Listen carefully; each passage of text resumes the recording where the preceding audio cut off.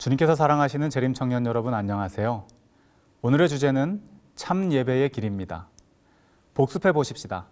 신앙은 예수님 사랑, 사랑은 아버지 은혜, 은혜를 통해 얻는 구원은 성령의 침례, 성령을 통해 드리는 예배, 오늘은 참 예배의 길입니다. 먼저 성경을 열어 함께 읽도록 하겠습니다. 요한복음 4장 24절입니다. 하나님은 영이시니 예배하는 자가 신령과 진정으로 예배할지니라. 여러분, 예배하면 무엇이 떠오르십니까? 여러분 교회의 예배는 어떻습니까? 활기차십니까? 감동이 넘칩니까? 말씀의 은혜가 풍성합니까? 그 예배가 여러분의 생각을 바꾸고 삶을 변화시키십니까? 여러분, 이런 경험 좀 해보고 싶지 않으신가요? 얼마 전 저는 시드니에 있는 힐송 철치를 방문했습니다. 저는 정말 깜짝 놀랐습니다. 내 생각에 진리교회가 아닌데 오순절파 일요일 준수 교회에 그것도 청년들이 인도하는 예배가 정말 너무나도 감동적인 것입니다. 그들의 표정 하나, 옷차림 하나, 선곡 하나하나 모든 것이 정말 경건했습니다. 현 시대 청년들에게 맞는 대중악기를 이용해 드리는 찬양 예배이긴 하지만 리더부터 싱어들 모두가 정말 겸손하게 예배를 드리는 모습을 보게 되었습니다. 단 한 명도 자신을 드러내려 하지 않았습니다. 찬양 리더는 순간마다 기도하면서 순서를 진행했습니다. 정말 준비가 잘 된 아름다운 예배였습니다. 수천 명이 찾아올 만한 매력적인 예배였습니다. 그 예배가 저에게도 많은 인상을 남겨주었습니다. 하지만 결정적으로 제 삶을 바꾸지는 않았습니다. 그 다음으로는 멜번에 있는 게이트웨이 철치에 방문하게 되었습니다. 그곳은 힐송 처치처럼 의리의리하고 웅장한 예배당이 아니었습니다. 심지어 교회 건물조차 없었습니다. 제가 초청을 받은 금요일 저녁 예배는 한 경건한 젊은 청년 부부의 가정집이었어요. 그곳에 20명 남짓한 젊은이들이 모였습니다. 저녁을 함께 먹었습니다. 그리고는 둘러앉아서 지난 한 주간의 삶을 나누었습니다. 그런데 왠지 모를 잔잔한 감동이 있었습니다. 정말 단순하게 우쿨렐레로 반주를 하면서 그 반주에 맞추어서 소박한 찬양을 불렀습니다. 그런데 그 찬양이 제 마음을 울리는 것입니다. 그리고 성경을 열어 한 절씩 읽으며 말씀을 연구했습니다. 참 달달했습니다. 저는 궁금해졌습니다. 힐송 철치와 뭔가 다른데 이건 뭘까? 마지막으로 그룹별로 나누어져서 함께 개인의 기도 제목을 놓고 서로를 위해 기도할 때에 제 마음속에 한 가지 답을 얻게 되었습니다. 그들은 생활 속에서 단지 예배일 그날만이 아닌, 예배드리는 그 장소만이 아닌 그들의 일상생활 속에서도 간절함으로 예배드리고 있는 자들이라는 것을 느꼈기 때문입니다. 그들의 기도는 정말 절실했습니다. 그들의 삶과 직결되어 있는 간절함이었습니다. 서로를 위해 기도할 때에 서로를 아끼는 그 애틋한 마음이 느껴졌습니다. 만약 내가 하나님이라면 이들의 기도를 제일 먼저 들어주겠다 싶었습니다. 저는 이 교회가 제7일 안식일 예수재림교회임에 감사했습니다. 저는 이 청년들이 재림 청년들이었음에 감사했습니다. 좋은 교회가 아니었습니다. 훌륭한 설교자가 없었습니다. 그냥 일상을 사는 가정집이었어요. 그냥 일상을 살아가는 청년들이었습니다. 그러나 그 가운데 주의 영께서 거하고 계셨습니다. 신령과 진정으로 드리는 예배였습니다. 그들을 통해 지난 15년 동안 3개의 교회가 개척되었다고 합니다. 제가 서두에 질문을 드렸습니다. 여러분 예배하면 무엇이 떠오르십니까? 여러분 교회의 예배는 어떻습니까? 활기차십니까? 감동이 넘칩니까? 말씀의 은혜가 풍성합니까? 그 예배가 여러분의 생각을 바꾸고 삶을 변화시키십니까? 예배는 장소와 상관이 없습니다. 예배는 시간의 구애를 받지 않습니다. 화려한 찬양과 순서들이 예배의 핵심이 아닙니다. 설교자의 감화가 예배를 지배하지 않습니다. 다만 예배자의 삶이 예배를 예배답게 하는 것입니다.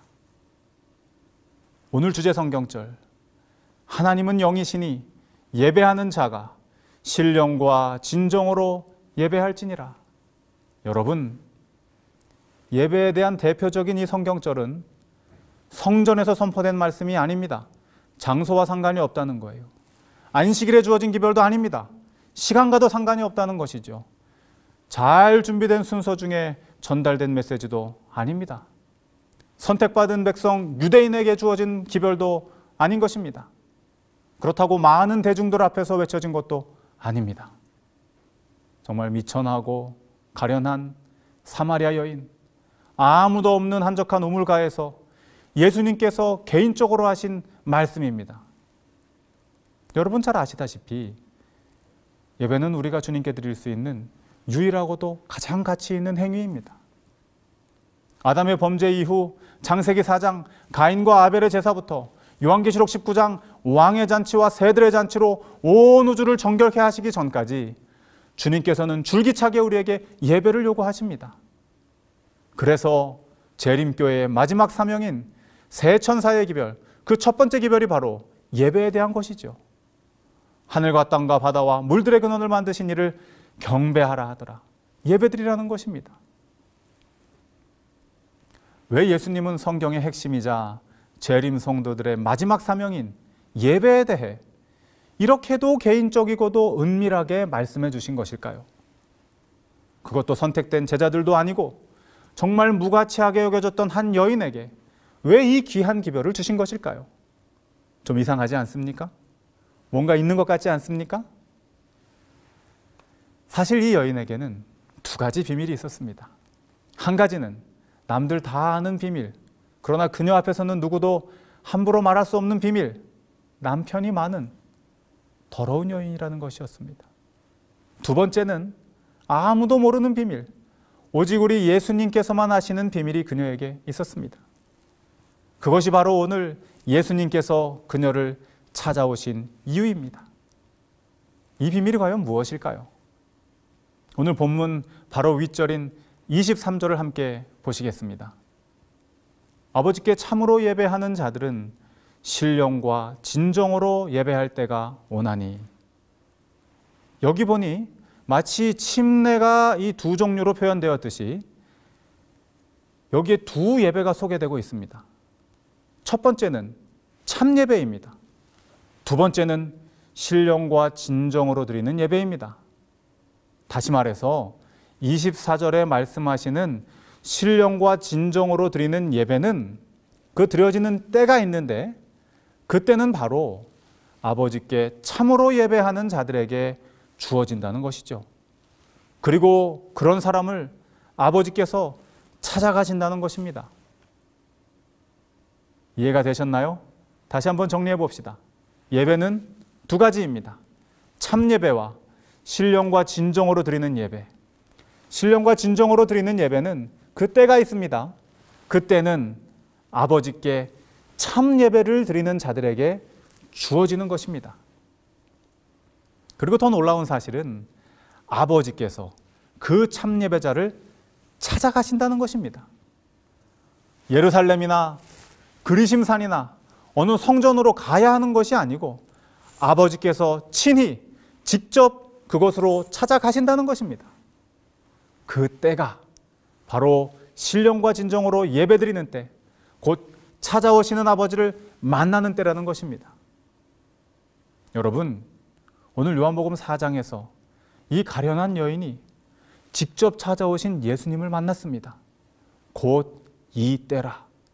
신령과 진정으로 드리는 예배를 이 여인이 예수님 앞에서 혼자 경험하고 있는 것입니다.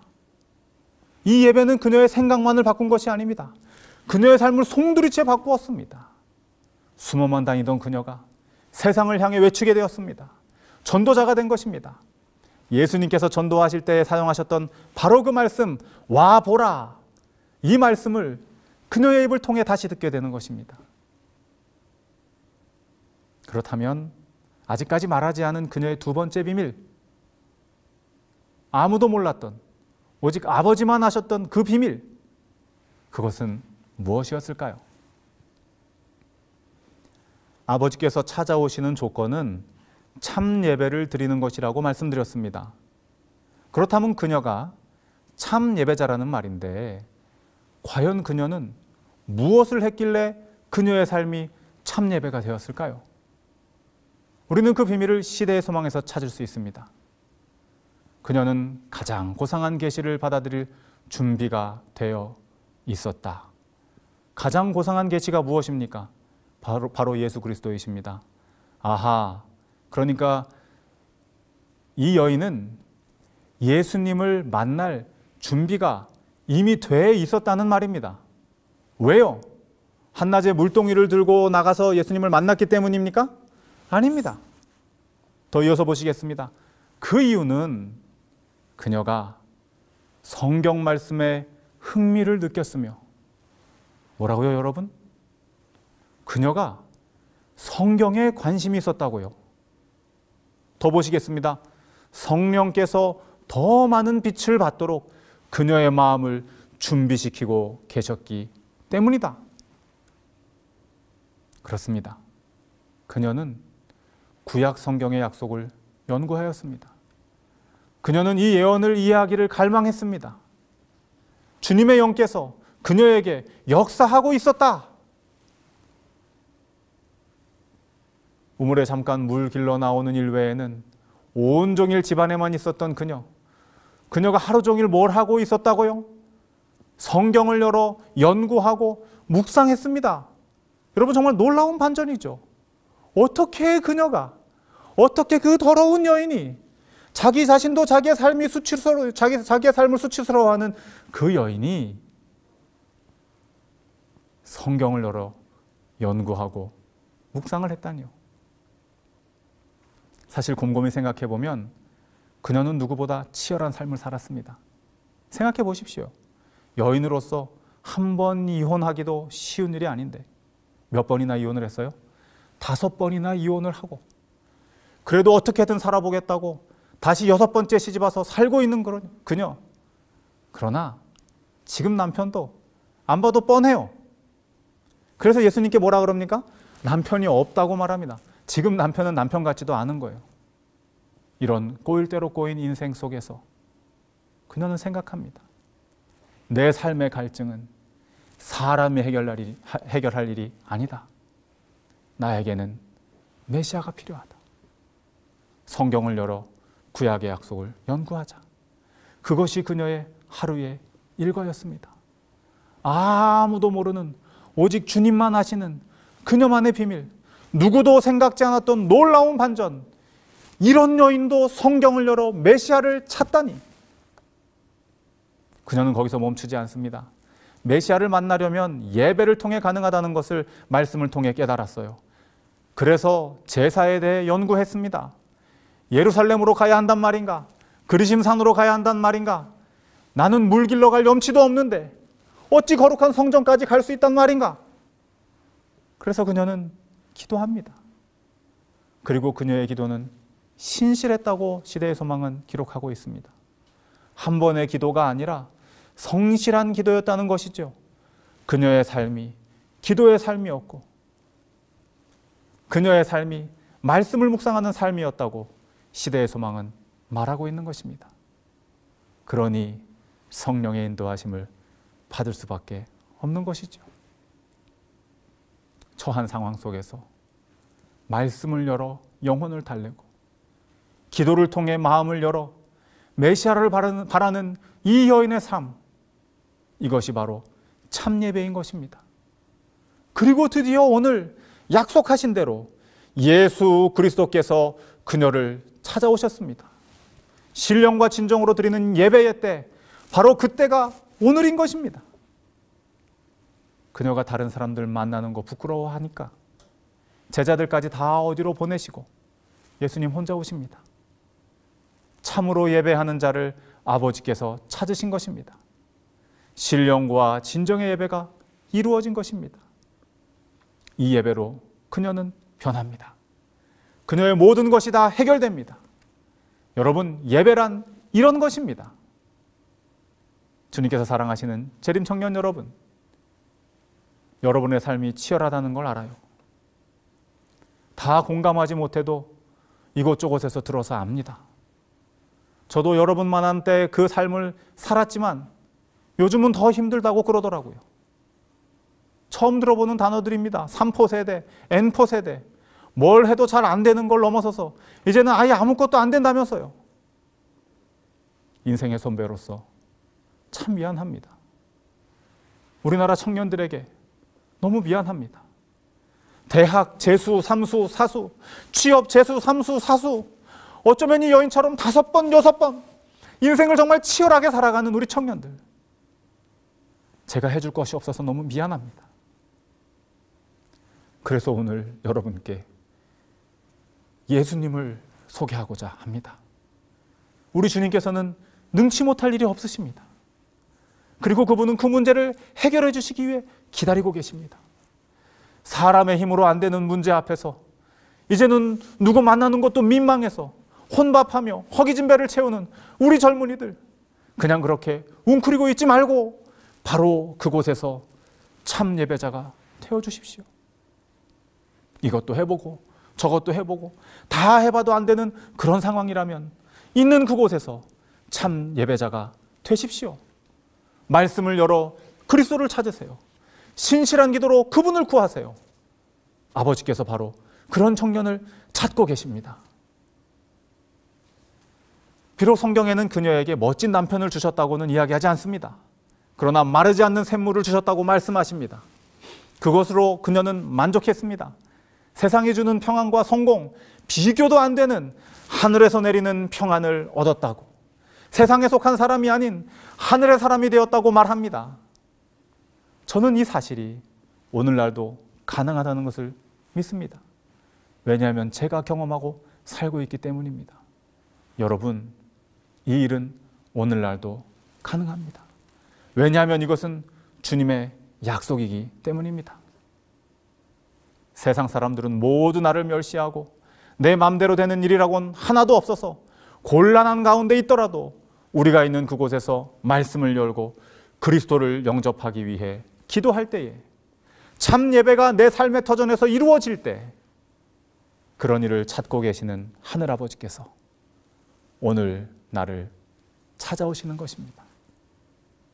이 비밀, 오직 주님께서만 아시는 비밀, 도저히 상상도 안 되는 환경 속에서, 누구도 상상하지 못하는 형편 속에서도 말씀을 열고 기도하는 참 예배의 비밀, 이 비밀이 여러분의 삶에 있게 되기를 축복합니다. 이 예배로 여러분의 삶이 바뀌기를 기도합니다. 우리의 삶이 예배가 될 때에 예배가 우리의 삶을 바꾸는 것입니다. 신앙은 예수님 사랑입니다. 사랑은 아버지의 은혜입니다. 그 은혜로 받은 구원은 기도를 통한 성령의 침례로 확신합니다. 그 성령의 인도하심으로 여러분은 참 예배자의 삶을 살게 되는 것입니다. 이 귀한 약속이 여러분의 삶 속에서 이루어지기를 우리 주님의 이름으로 축복합니다.